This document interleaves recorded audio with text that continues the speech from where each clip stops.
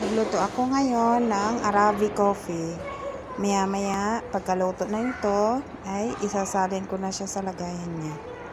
Kunting minutes lang to lulutuin. Tapos na, hindi na siya masyadong lutuin ng matagal kasi mapait siya.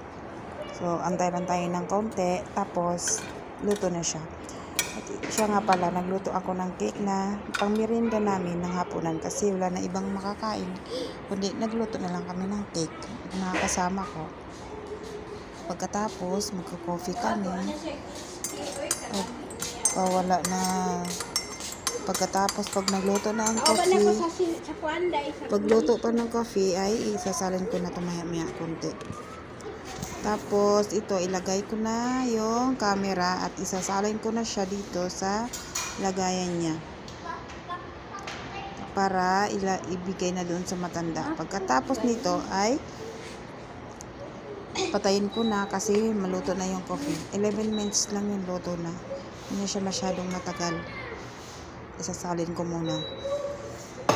Masyadong mainit kasi walang takip. Kaya kuha muna ako ng isa pang lagayan.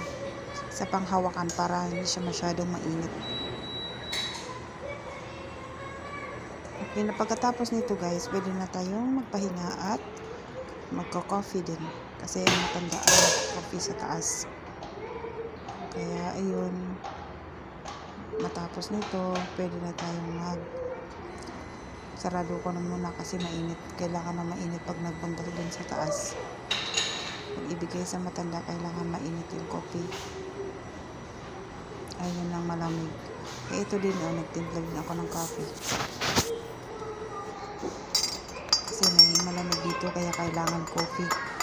Uminom ka ng tea or coffee.